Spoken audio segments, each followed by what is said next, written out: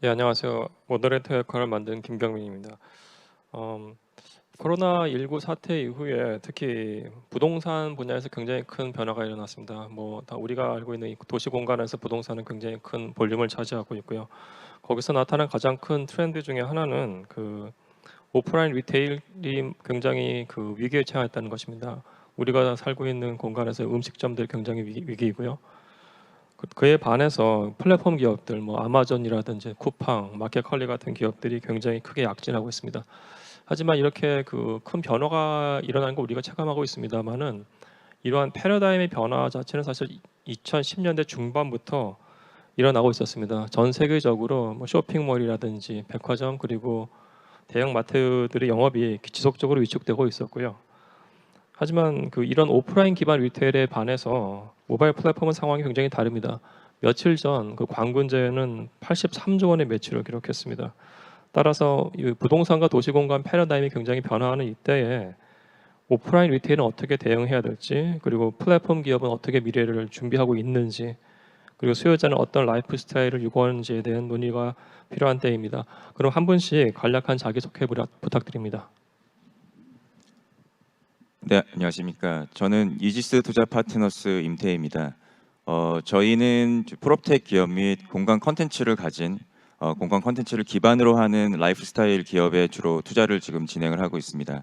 모회사가 부동산 자산운용사다 보니까 아무래도 공간과 연관된 기업들에 대해서 주로 투자를 검토를 하고 있고요. 향후에는 좀 더 다양한 영역에 투자를 계획을 하고 있습니다. 네, 안녕하세요. 저는 엔스페이스의 정수현 대표입니다. 엔스페이스 소개를 간단히 화면과 함께 보여드릴 건데요. 저희 엔스페이스는 공간 공유를 기반으로 한 다양한 공유 서비스를 기반으로 한 소셜 벤처입니다. 저희가 대표적으로 운영하는 것은 스페이스 클라우드라는 공유 공간 플랫폼 서비스가 있고요. 오늘 아마 주된 내용으로 소개해드릴 부분일 것 같은데요. 아무래도 전반적으로 5년 전에 저희가 서비스를 시작했을 때보다 최근 2, 3년 동안 굉장히 빠른 속도로 많은 공간 운영자들이 들어오고 계시고, 또 사용자들도 소위 MZ 세대라고 불리는 10대, 20대 분들 중심으로 빠르게 이 도시 공간들을 소비하고 계십니다. 그래서 화면에 보시는 것처럼 예쁜 파티룸부터 시작해서 다양한 모임 공간, 또 루프탑 같은 이제 기존에는 어떻게 보면 사용하지 않았던 어떤 시설들도 이제 유통이 되기 시작한다고 보시면 될 것 같고요. 또 원래 다른 용도로 계획했던 스튜디오가 어떤 스몰 웨딩 공간으로 사용된다든지, 안 쓰이던 어떤 방치된 곳들이 뭐 연습실이나 다양한 형태의 이런 모임들을 재밌게 이용하는 그런 서비스들로 저희 스페이스 클라우드에서 유통이 되고 있습니다. 그래서 오늘 말씀을 더 드리겠지만, 오늘 좀 주된 걸로 저희 회사 소개시켜드리고 부분은 새로운 세대들이 이 공간을 소비하는 방식이나 생각하는 것들이 어떻게 보면 부동산 자산으로서의 공간보다는 컨텐츠와 자기의 경험으로 인식하는 세대가 등장하고 있어서 오늘 주제와 좀 연결돼서 저희 회사를 소개해드렸습니다. 감사합니다. 네, 안녕하세요. 공유주방 고스트키친을 운영하고 있는 최정희입니다. 저희는 영상으로 소개를 먼저 드리겠습니다. 컴업 2020 참가자 여러분 안녕하세요. 고스트키친 고객경험 디자인실의 홍정림입니다. 최정희 대표를 대신해 고스트키친을 소개할게요. 고스트키친은 공유주방 비즈니스를 하는 회사인데요. 임대가치가 낮은 부동산을 배달음식점의 최적화된 공간으로 탈바꿈해 제공하는 일이죠. 여러 개의 독립된 주방을 만들어 조리대, 싱크대, 냉장고 등 주방 설비와 함께 준비해드리고, 비싼 권리금이나 장기 계약, 인테리어 비용 같은 부담스러운 리스크 비용이 없어 배달 창업을 처음 도전하시는 개인부터 배달음식 시장으로의 진출이나 확장을 꾀하는 기업까지 많은 분들에게 도전의 기회를 드리고 있습니다. 하지만 저희가 하는 일은 단순한 공간 임대가 아니라 IT 기반 오프라인 플랫폼 사업인데요. 고스트키친에서 일어나는 모든 일들은 자체 개발한 TMS 솔루션을 통해 관리되고 있습니다. 고객의 주문을 받아 음식점에 전달하는 것부터 배달원에게 배달 요청을 하는 일까지 모든 과정이 고스트 TMS를 통해 자동으로 운영되고 있죠.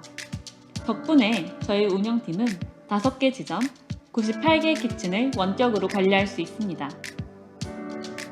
고스트 키친은 단순히 공간을 임대하고 운영하는 데서 그치지 않고 IT 기반의 오프라인 플랫폼 기업으로서 다양한 부가가치를 만들어가고 있습니다.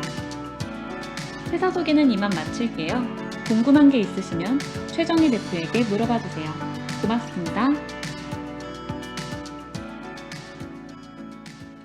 네, 소개는 영상으로 마치고 이따가 질문을 통해서 좀 더 설명을 드릴 수 있도록 하겠습니다. 감사합니다. 예, 세 분 패널 말씀 감사드립니다. 우선 제가 임태희 실장님 대표님에게 좀 여쭙겠습니다. 우선 뭐 이지스는 뭐 엄청나게 큰 자산 운용사고요. 굉장히 빠르게 성장을 했습니다. 우리나라에서 그리고 아시아에서도 아마 거의 선두권에 있는 자산을 운영하는 회사로 알고 있습니다. 그럼 자산 운용사 시각에서 그 상업용 부동산 투자 트렌드, 특히 리테일 분야 그리고 이제 물류 이런 분야의 트렌드가 많이 변화하고 있는데 한국에서는 언제쯤부터 시작이 되었고 그리고 현재의 상황 그리고 미래를 어떻게 보시는지에서 말씀해 주시면 감사하겠습니다. 네, 제가 파악하기로는 이제 2010년도 중반 정도부터 그 최근의 트렌드가 지금 어떻게 보면 많이 이제 시작이 됐다고 생각이 됩니다. 그 당시 이제 2010년도 중반부터 그 대형 몰들이 많이 생겨났고요. 그 당시 그 전부터는 그 개인들이 쇼핑을 하려고 하면은 거리에 있는 상점들을 하나하나씩 다 방문을 하면서 쇼핑을 해야 되는 상황에서 이러한 대형몰들이 많이 생겨나면서 한 번에 원스톱으로 몰링을 통해서 본인이 원하는 상품들과 서비스들을 한꺼번에 이제 해결할 수 있는 상황이 되었죠. 근데 잘 아시다시피 2010년 중반부터 이런 이제 온라인 커머스가 같이 이제 폭발적인 성장을 하면서 그 기존의 몰에서 커버하지 못했던 어떤 그런 그 차별성이 있는 상품과 그 이제 제품들을 온라인을 통해서 이제 판매하는 그 소매 그 리테일러들이 많이 생겨나게 됩니다. 그러면서 이 그 다품종 소량을 이제 그 같이 이제 그 판매하고 운영할 수 있는 이런 이제 소매 그 리테일러들이 그런 이제 공간들을 필요로 하면서 기존의 그던 대형몰 위주에서 이러한 그 이제 소형 리테일러들이 활동할 수 있는 이제 공간들이 필요로 하게 되는 거죠. 그래서 이제 가장 잘 아시는 사례로는 인사동의 쌈짓길이라든지 최근에 생긴 안녕 인사동이라든지 가로수길의 가로골목이라든지 이렇게 차별성이 있는 중소규모 리테일러들이 활동할 수 있는 이제 몰들이 생기고 이러한 소비 패턴이 부동산 시장에 이제 반영이 되고 있다고 볼 수 있습니다.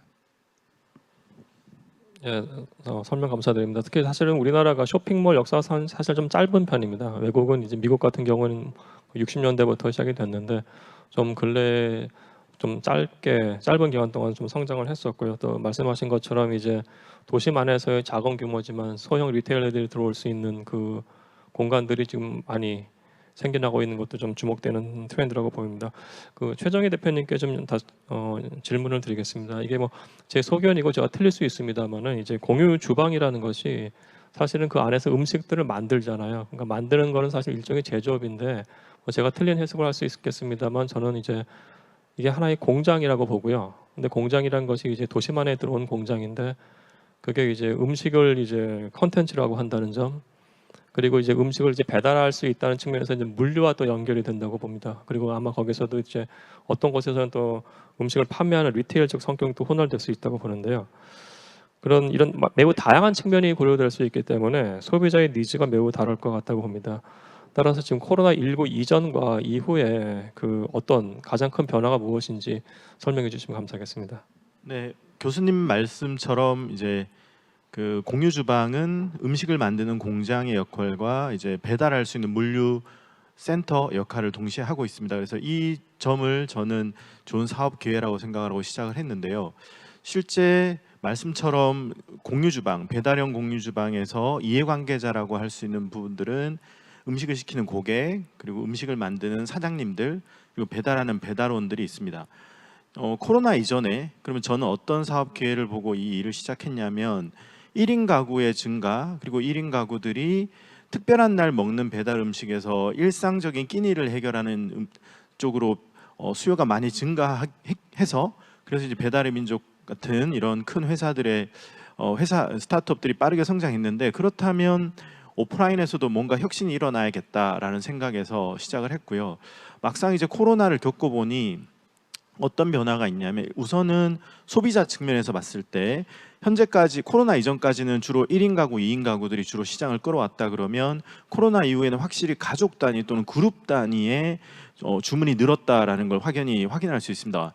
예를 들면은 저희 고스키친에 입점하신 98개 키친에서 지금 1년 넘게 운영을 해오고 있는데 코로나가 이슈가 될 때마다 예를 들면 올해 2월 그리고 8월 이슈가 되면은 1, 2인분 주문보다 확연히 증가하는 것은 예를 들면 3만 원 이상, 한 주문이 3만 원 이상 고가 주문들의 수량이 확실히 늘어나는 걸 볼 수 있습니다. 그것은 무엇을 의미하냐면 기존에는 1, 2인 가구 위주의 소비였다면은 지금은 이제 그룹 또는 가족 단위의 소비로 빠르게 늘어나고 있다. 전환보다 늘어나고 있다라는 걸 이해할 수 있고요. 음식을 만드는 공급자적인 측면에서 봤을 때 리테일에서 워낙 그 영업을 잘 하고 있었기 때문에 배달 음식까지 진출하는 것을 심각하게 고려하지 않던 그런 외식 업체들이 코로나 이후에는 배달로 진출을 해야겠다라는 생각 때문에 공유 주방을 많이 입점하고 계시는 상황이고요. 배달원 입장에서는 코로나 전후를 비교해 봤을 때 여튼 이제 경제 활동이 힘들어지는 분들이 많이 생기면서 파트타이머로 일을 할 수 있는 좋은 대상으로서 배달을 많이 검토하고 있지 않나. 그래서 최근 들어 쿠팡이츠나 배민커넥트 또 최근에는 부릉이라는 배달 대행 업체들도 소위 말하는 크라우드 소싱으로 배달원들을 소싱하겠다라는 쪽으로 움직이는 것을 보면 확실히 코로나 이후에 이 배달원들도 스펙트럼이 좀 더 다양해지고 있다라고 생각을 하고 있습니다. 예, 답변 감사합니다. 사실 지금 말씀하신 것처럼 그 코로나가 이전과 이후에 어떻게 보면 이제 단추로 끓인 스프 대표님이신데 그 이 고스트 키친의 어떤 수요층이 좀 더 확장된 거라고 저는 읽히고요. 그럼 그 수요층이 확장된다는 거는 이제 어떤 경우는 아마 공간을 빌려서 친구들끼리 모여서 음식을 또 쉐어하는 그런 것도 있을 것 같아요. 그래서 이 공간을 쉐어하는 이 중개 비즈니스를 굉장히 오래 하신 우리 정소연 대표님께서 맞는 말씀을 해주실 것 같은데요. 대표님께 드리고 싶은 질문은 이런 오프라인 리테일 공간의 사용자하고 공급자를 연결시켜주는 플랫폼인데, 그러면 뭐 이전 이후부터 이제 나타났던 공간 사용자들에게 나타났던 어떤 변화, 그리고 이런 변화가 앞으로 어떻게 될지에 대해서 좀 전문가적 말씀해 주시면 감사하겠습니다. 네, 확실히 그 한 3, 4년 전부터 공유 경제라고 해서 이제 비어 있는 공간들을 좀 빠르게 매칭해 줄 수 있는 사회적 수요가 좀 늘어났었던 것이 있었는데, 좀 일반적인 현상이었다면 최근에 저희가 좀 데이터로 느끼는 부분은 확실히 10대, 20대 분들 중심으로 이 비대면으로 되게 스몰하게 모이는 그런 좀 수요자층이 확 늘고 있다는 걸 좀 느낄 수 있었습니다.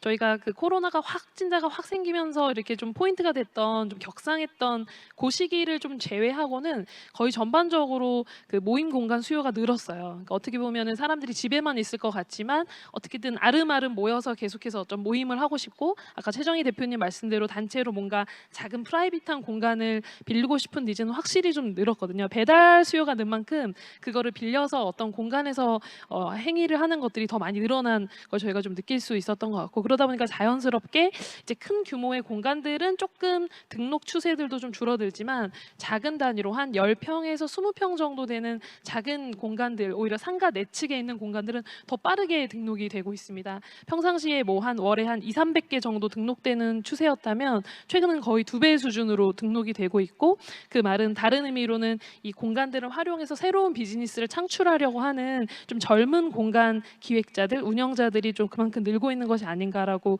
좀 보고 있습니다. 그러니까 새로운 수요랑 새로운 공급자들이 최근에 빠르게 늘고 있고 플랫폼에서 그렇게 만나는 거를 데이터로 볼 수 있을 것 같아요. 예, 답변 감사합니다. 아마 이 질병에 대한 대처라고 좀 보는데요. 사실 이런 질병이 도시 공간에 영향을 준 거는 그 21세기 현재뿐만 아니고요. 사실 19세기에도 전 세계적으로 6차례에 걸려서 콜레라가 팬데믹이 있었습니다. 근데 당시에도 이런 콜레라 팬데믹이 있었고, 뭐 영국 같은 러시아에서 한 100만 명이 죽었고요. 우리나라도 이제 순조 때 뭐 평양시에서 뭐 일주일 안에 1000명 죽었다 뭐 이런 뉴스가 있었거든요. 근데 그때마다 얘기가 나왔던 것들이 이런 팬데믹에 대해서 대응하기 위해서 사람들이 어떻게 할 것인가에 대한 의문들이 있었는데요.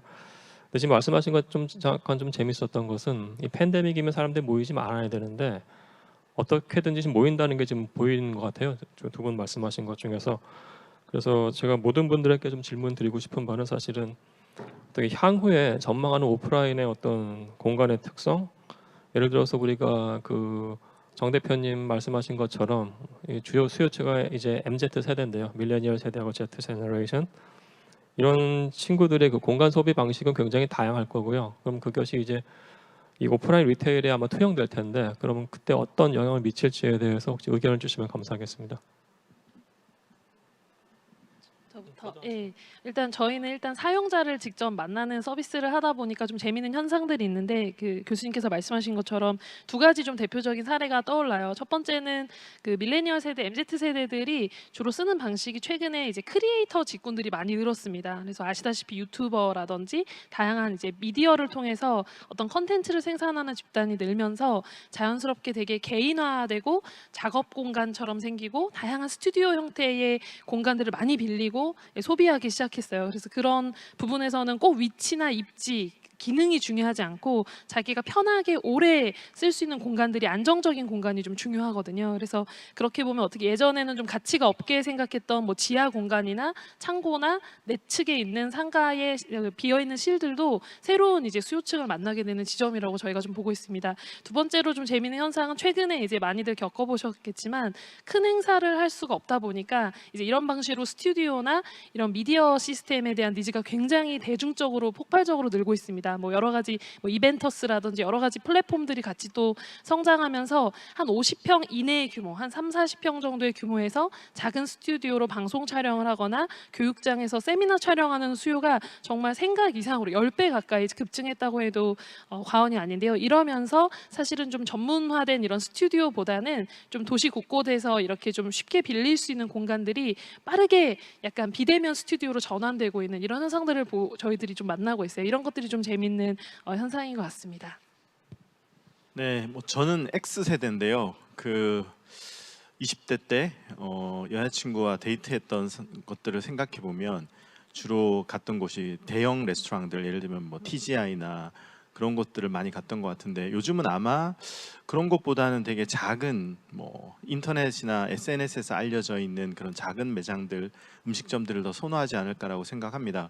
즉 이제 소비가 훨씬 더 개인화되고 자기 개성을 잘 반영할 수 있는 곳들을 찾고 있다라는 얘기는 찾고 있다는 현상이 있는데, 문제는 이 오프라인의 매장이라는 것이 한번 바뀔 때마다 변화를 일으킬 때마다 비용이 굉장히 많이 든다라는 것이 문제이기 때문에, 결국 이런 소비 트렌드를 맞추기 위해서는 오프라인 공간 자체가 어느 특정 공급자를 위해서 장기 계약되고 인테리어가 되는 그런 형태가 아닌 약간의 플랫폼 성격을 지니는, 그래서 소비자의 트렌드가 변할 때마다 굉장히 유연하게 바뀔 수 있는 그런 공간으로 탈바꿈되는 것들이 필요하지 않을까. 예를 들면 공유 주방도 그런 형태이고 공유 오피스도 그런 형태이고, 아마 이제 그 정수현 대표님 하시는 비즈니스조차도 공간을 빌려줄 때마다 아마 거기에 그 빌리는 사람들은 본인의 개성을 굉장히 또 거기 녹여서 활용할 거라고 예상이 되기 때문에, 공간의 플랫폼화가 어떻게 보면 MZ 세대를 위한 오프라인 리테일의 큰 변화 중에 하나가 되지 않을까 싶습니다. 네, 제가 보는 관점은 그 이제 소비자 MZ 세대의 그 매장과 공간을 방문하는 목적이 지금 좀 변하고 있다고 보고 있습니다.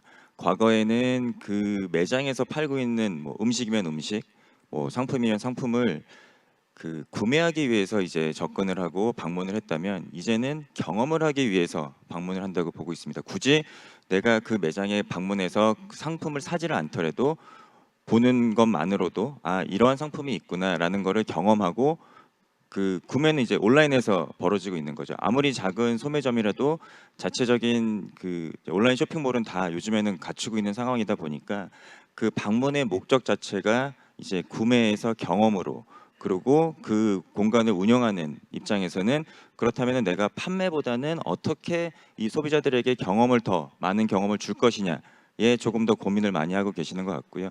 이러한 부분들이 실증적으로도 굉장히 내방객이 많은데 매출은 생각보다 안 일어나고 있는, 하지만 이 매출은 오프라인이 아닌 온라인에서 일어나고 있는 그런 현상들이 지금 많이 있어서 아마 MZ 세대를 대상으로 한 소매점의 어떤 공간의 변화, 저는 그런 식으로 좀 보고 있습니다.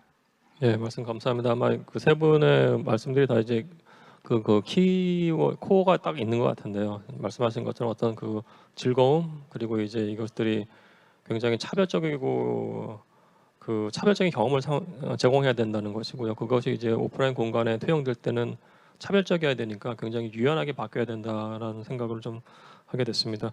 그럼 이게 공간의 성격에 대해서 말씀을 해주셨고요. 이 사실은 뭐 우리가 그저께인가요 뉴스 보시면 아시겠습니다만은 그 아마존이 그 거대한 플랫폼이 이제 그 파마스유티컬 인더스트리로 진출한다고 했습니다. 약국과 관련된 것들을. 그래서 지금 오프라인 약국 인더스트리가 굉장히 지금 긴장하고 있는데요. 그럼 그 관점에서 봤을 때 아마존은 계속해서 지금 오프라인 공간을 내려오고 있습니다. 아마존 고도 있었고, 그다음에 홀푸드 같은 슈퍼마켓 체인도 한 2년 전인가요? 그때 인수를 했었고요.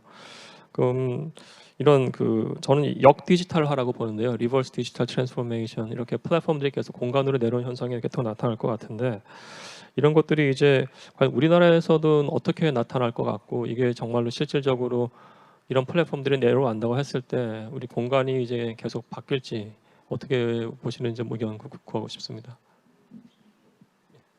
제가 그 고스키친을 하기 전에는 배달의 민족에서 IR 담당 이사로 일을 했었고요. 그 전에는 이제 스타트업을 했었는데 그 스타트업에서 김봉진 대표님도 피투자사로 같이 만나서 뭐 제 사업은 잘 안 됐지만 어쨌든 배달의 민족이 어떻게 성장했는지를 간접적으로 직접적으로 경험하게 됐었는데요.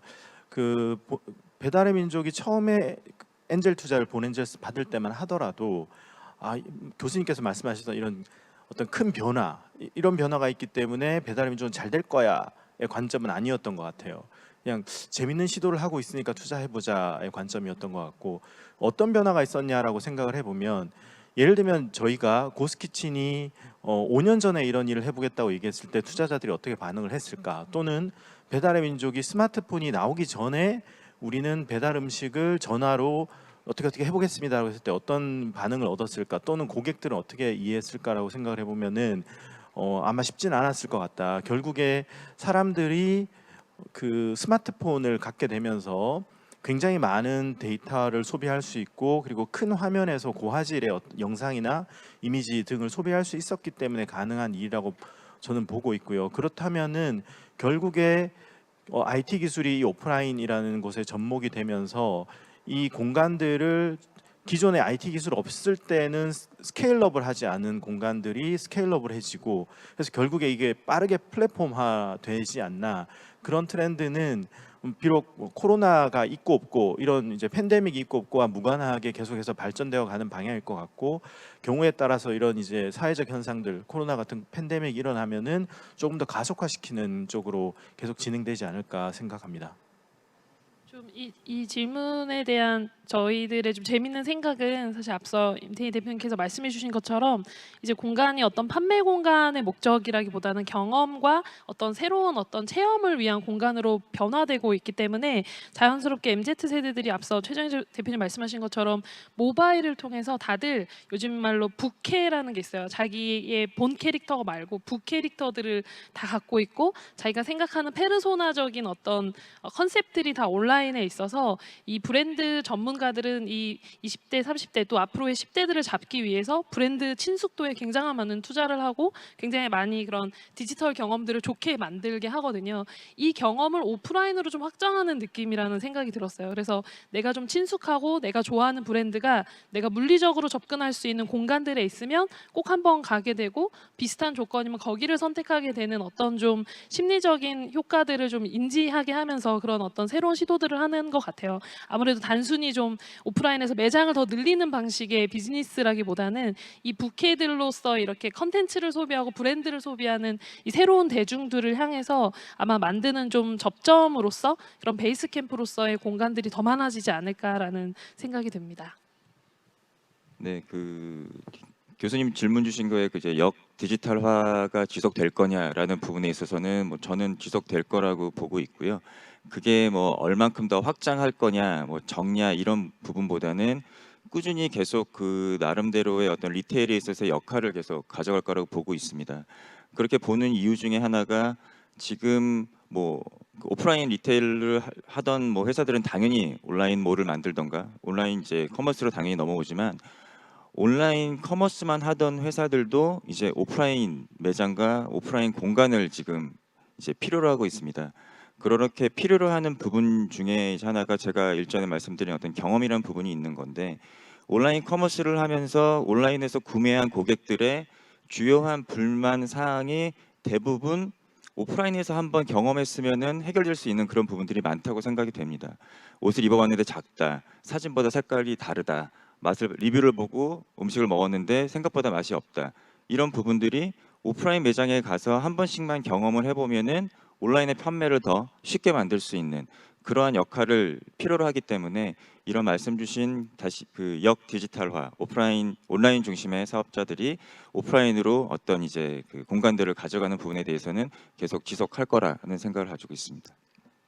예, 감사합니다.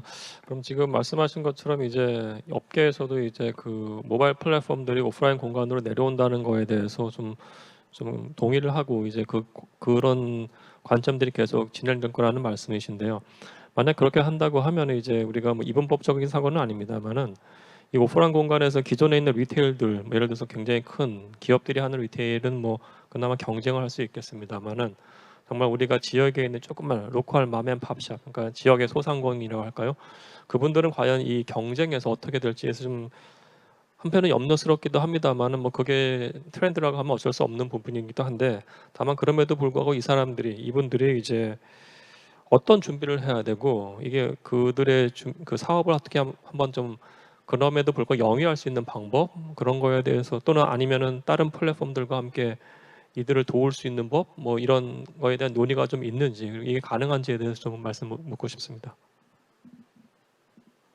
사실 저희는 이제 그 일종의 플랫폼을 하고 있다라고 저희 영상에서도 소개를 드렸는데요. 예를 들면 이제 아마존이나 구글이나 요즘 모든 IT 대기업들이 클라우드 서비스를 하고 있는데 클라우드 서비스가 있기 전과 후를 비교해 봤을 때 인터넷 서비스를 제공하는 어떤 공급자 측면에서 보면은 훨씬 더 서비스를 제공하기가 쉽습니다. 시작할 때 비용도 적게 들고 가볍게 시작해 볼 수 있고 잘 됐을 때 스케일러빌리티도 보장이 되기 때문에 굉장히 쉽게 할 수 있고 그래서 다양한 시도들이 일어나는데요.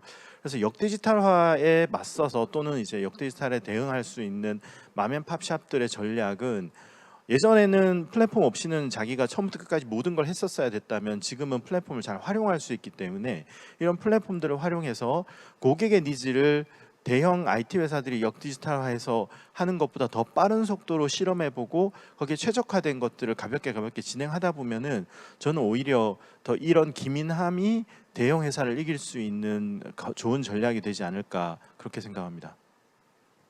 저희 스페이스 클라우드에서 공간을 운영하시는 2만 명의 호스트분 중에 거의 90%가 다 소상공인이고 그러니까 작은 공간을 운영하시는 분들이세요. 그래서 저희한테는 이 질문이 굉장히 좀 심각한 주제이기도 하고 저희가 되게 많이 연구하는 부분이기도 한데 근데 결과적으로는 다양한 뭐 전략이나 채널이나 이런 것들을 다 활용해야 되지만 궁극적으로 작은 공간 브랜드들이 살아남기 위해서는 결국은 고유한 자기네들만의 아이덴티티, 이 고유함을 잘 갖춰야 된다고 저희는 생각하고 있습니다. 그런 가게들, 그런 공간들이 살아남는다고 생각하고 있고요. 왜냐하면 어디서나 만날 수 있는 브랜드들은 대규모의 자본이나 이런 속도를 절대 이길 수 없지만 거기서만 만날 수 있는 공간이라면 사람들이 어떻게든 찾아갈 만한 이제 이유를 제공하는 것이고 그런 것들은 하나의 좀 컨텐츠로서 도시에도 의미가 있는 어떤 자원이 되는 거라고 저희가 좀 생각을 하고 있습니다. 제가 좀 즐겨보는 채널 중에 이제 작은 가게, 오래 가게라는 이제 컨텐츠 채널이 있는데 그 채널에 보시면 한 10평 내의 작은 공간들을 운영하는 스몰 매장들의 기획자들의 인터뷰를 이제 볼 수가 있어요. 그런 얘기들을 이제 듣다 보면은 결과적으로는 이 작은 브랜드들이 살아남기 위해서 혹은 이제 유지하기 위해서 본인들의 진정성과 자기 브랜드 가치를 아주 깊게 만들어가는 것만이 또 하나의 좀 승부처이지 않나라고 생각이 듭니다. 네, 그 정수현 대표님께서 저도 뭐 말씀하신 부분과 상당히 이제 유사한 이제 내용인데요. 결국에는 하나의 이제 컨텐츠라고 생각을 합니다. 그게 대단하고 어떤 대기업이 정말 전략과 많은 돈과 시간을 들여서 만든 어떤 대단한 어떤 상품이나 그런 비즈니스 모델이 아니더라도 단순히 그냥 톤 앤 매너, 내가 운영하고 있는 지역에서 통할 수 있는, 나는 조금 더 지역 밀착형으로 소비자에게 다가갈 수 있는 어떤 그런 하나의 어떤 그런 킬러 컨텐츠만 가지고 있어도 충분히 살아남을 수 있지 않냐. 그게 무엇이냐라는 부분은 당연히 이제 하시는 그 소매점이나 뭐 소상공 분들께서 찾아야 되는 어떤 숙제 같은 부분이긴 하지만, 아무리 대량의 어떤 그 자본이 뭐 그 같은 이제 일을 하시는 업종에 이제 들어온다고 하더라도 그런 어떤 특색을 놓치지 않으면은 어떤 본인만의 어떤 그런 사업을 계속 영위해 나갈 수 있지 않을까, 그렇게 생각이 됩니다. 예, 답변 감사합니다. 그래서 저는 답변을 들으면서 약간 좀 그래도 좀 미래가 약간 긍정적인 부분들이란 걸 약간 느꼈습니다. 그래도 어떤 가게의 어떤 아이덴티티를 지키고 있다고 하면은 그 이 플랫폼을 적극적으로 이용할 수 있다고 했을 때 어떤 가능성 같은 것들을 느꼈고요. 저희가 좀 다른 질문인데요. 사실 우리가 이제 밀레니얼하고 그 Z 세대가 어떻게 보면은 이 플랫폼들 가장 활발하게 사용하는 어떤 세대라고 볼 수 있는데, 특히 이 MZ 세대입니다만 이 Z 세대가 약간 좀 특이한 부분은 이 친구들이 이제 그 본투비 디지털이어서 태어났을 때 이런 아이폰 또는 뭐 이런 그 스마트폰과 함께 자라난 세대인데, 근데 이제 이 정수현 대표님 말씀하신 것처럼 공간이 독특하다 하면 온다는 측면은 이 친구들이 굉장히 오프라인 공간을 소비하는 걸 굉장히 좋아한다고 합니다. 그래서 그 관점에서 물론 이 Z 세대가 아주 완벽하게 지금 이 리테일 산업의 수요로서 주요 계층은 아닙니다만, 혹시 이 MZ 또는 Z 세대를 봤을 때 이 친구들이 어떤 그 특이점 아니면 또 우리의 사회한테 좀 줄 수 있는 어떤 변화점이라든가 이런 것들 혹시 관점이 있으시면 좀 공유했으면 좋겠습니다.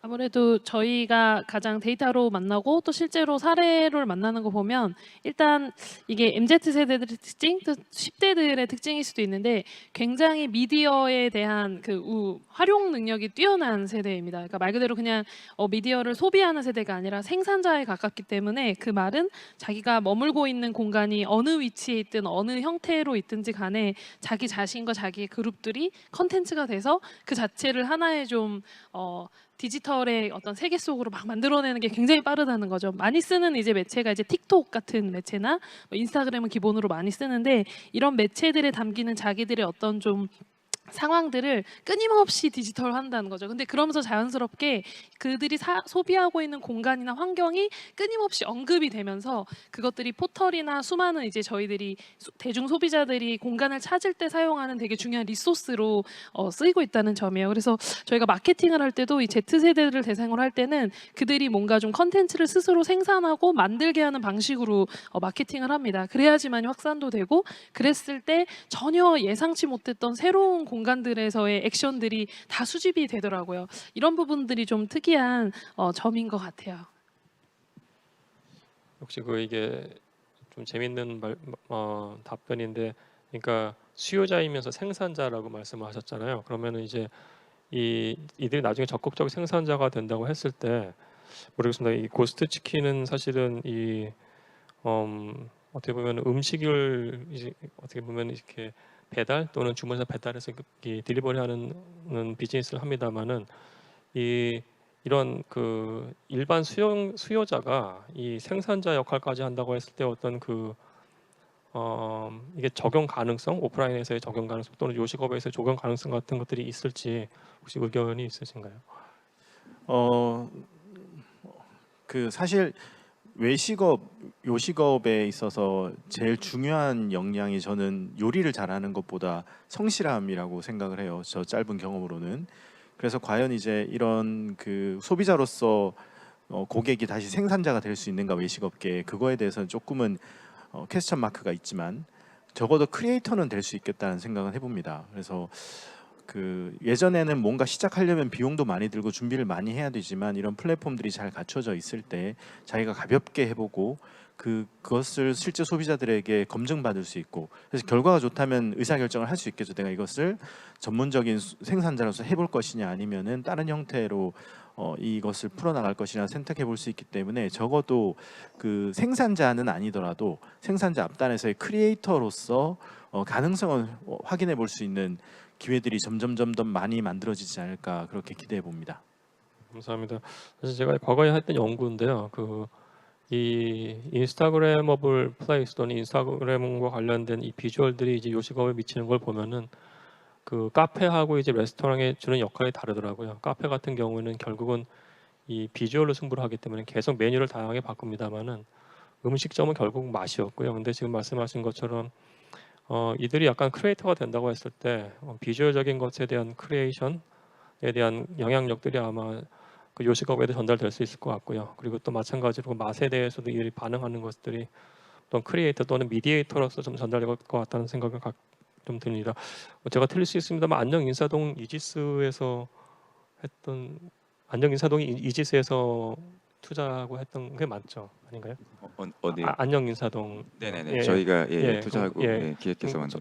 저도 이제 인사동 가면은 안녕 인사동 자주 가는데요. 그럼 거기서 이제 그 방문하는 그 어떤 수요층, 특히 이제 인사동 같은 경우는 과거에 이제 어떻게 보면 전통적인 그 상권의 성격도 있기 때문에 그러면 이제 이런 전통적인 약간 뭐 영앤올드라고 하면 좀 그렇습니다만 좀 나이가 좀 있는 분 또는 굉장히 젊은 친구들도 같이 가는데 그 어떤 그 차이가 존재를 하는지 또는 그것이 또는 믹싱이 돼서 서로 융합이 되는 특징이 있는지에 대해서는 궁금합니다.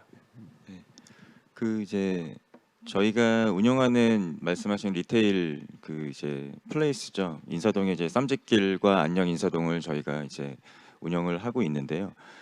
아무래도 그 전통적인 인사동이라는 부분에 있어서의 그 아이템들이 있는데 사실을 방문하는 그 방문자의 층은 너무나 다양하고 단순히 전통이라고 해서 이제 뭐 그 시니어분들만 오시는 건 아니기 때문에 그런 다양한 이제 방문객들, 인사동을 방문하는 분들을 이제 그 충족시키기 위해서 이제 다양한 시도들을 이제 진행을 했던 거고요. 그랬을 때 이 공간들을 무엇으로 채워야 되느냐라는 거에 대한 고민들을 많이 이제 하게 된 것입니다.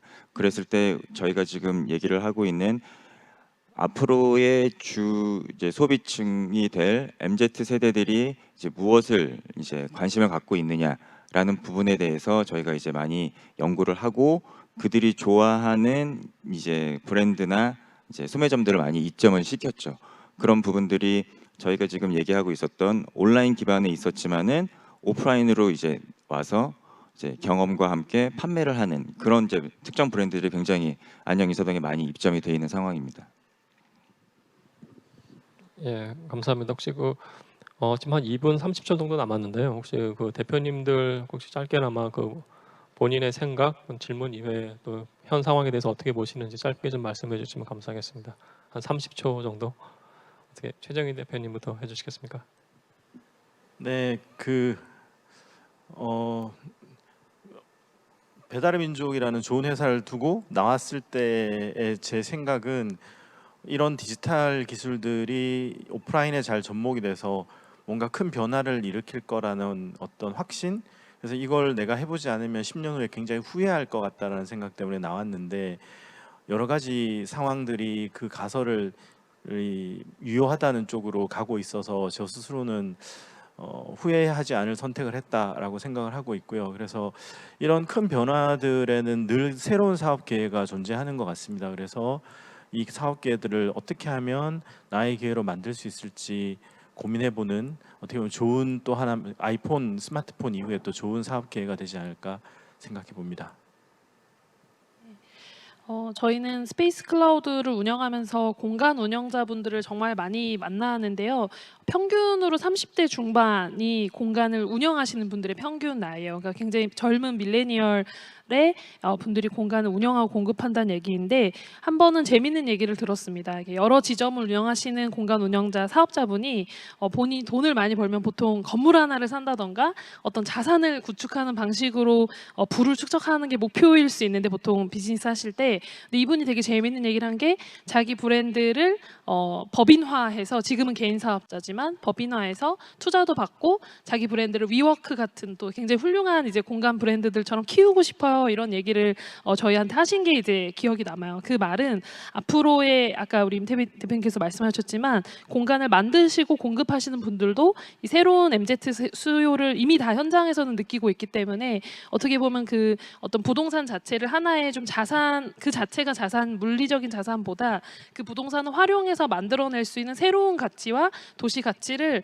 하나의 좀 전략으로 삼고 그거를 실제적인 자산으로 인식하시는 그런 컨텐츠 기반의 그런 비즈니스를 하시는 공간 운영자들이 많아질 거라는 생각이 듭니다. 저는 이게 좀 긍정적인데요. 이런 분들이 많아지면 확실히 곳곳에서 다양한 기획들과 다양한 컨셉의 컨텐츠를 갖고 있는 공간들이 생길 것이고 훨씬 도시가 풍성하고 재밌어질 거라는 좀 느낌이 들고 그걸 소비하는 세대들도 그걸 적극적으로 사용할 것이고 자기의 좋아하는 브랜드를 찾아다닐 것이고 이런 것들이 앞으로 팬데믹 이후에 코로나의 상황 이후에서는 더 많이 촉진될 거라고 생각이 돼서 좀 개인적으로 기대가 되고 어떤 도시가 우리를 찾아올지 좀 설레게 하는 부분이기도 합니다. 네.